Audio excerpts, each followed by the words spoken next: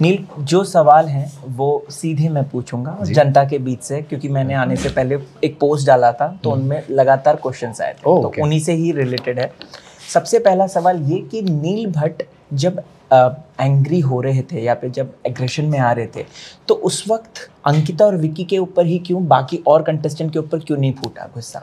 अच्छा, तो शायद आपने वो एपिसोड या जनता ने वो एपिसोड मिस कर दिया होगा जब मैं अनुराग पे भड़का था, जब मैं खानजादी पे भड़का था। खानजादी पे भी, यस, है ना जी। तो अभी नाम जुड़ते जाएंगे ऐसे ऐसे एक एक करके। कुछ जो मेन जो थे वो आखिरकार उस तरफ से ही क्यों होता? क्योंकि पोकिंग वहाँ से होती थी। ओके। सो जब एक इंसान सीधा चल रहा होता है उसको किसी से लेना देना नहीं होता, पर जब इंसान टेढ़ा चल रहा होता है तो सीधे इंसान के आड़े आता है वो। तो यही चीज़ हो रही थी। मैं अपना काम कर रहा हूँ, मैं अपना रोज़मर्रा की ज़िंदगी वहाँ पर जी रहा हूँ। अगर विकी और अंकिता से वो देखी नहीं जा रही तो बार बार आके पोक करेंगे वो चीज़, एंड वो जवाब मिलेगा फिर उसका। वही चीज़ हुई है जी। ऐश्वर्या जी के जाने के बाद कहीं ना कहीं ये एक्सपेक्ट किया जा रहा था कि आप सोलो इंडिविजुअल बहुत स्ट्रॉन्ग उभरते हुए पर्सनैलिटी निकल कर आएंगे, लेकिन शायद वो मौका नहीं मिला और एक हफ्ते में ही आप आउट हो गए।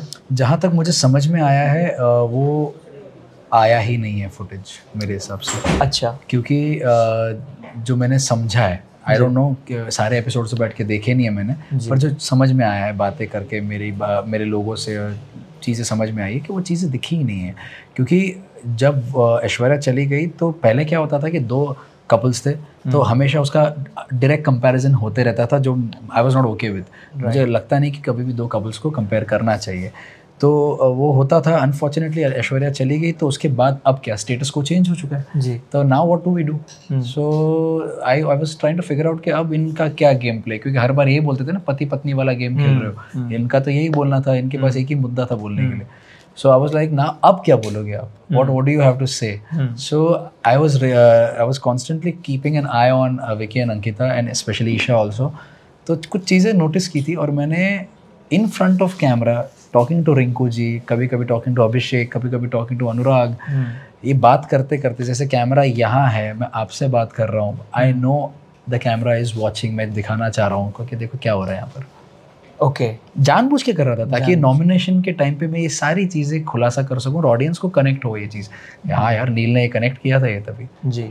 वो ये जानबूझ के लोगों के सामने लड़ाई कर रहे थे। अभिषेक विकी और अंकिता जान के लड़ाई कर रहे थे ताकि अंकिता की जो इंडिविजुअल पर्सनैलिटी दिखती नहीं है, हमेशा विकी के कहने पर चलती है, तो वो दिखे कि नहीं यार अंकिता विकी से इस पॉइंट पर लड़ी थी, उसका अपना थिंकिंग बन रहा है, वो उसका एक प्लान ऑफ एक्शन था जी। और ईशा क्योंकि उसने जो कैप्टनसी के टास्क में, वो क्लॉक वाले कैप्टनसी टास्क में अंकिता को 4थे नंबर पे रखा था, तो अंकिता को बहुत हर्ट हो गया था।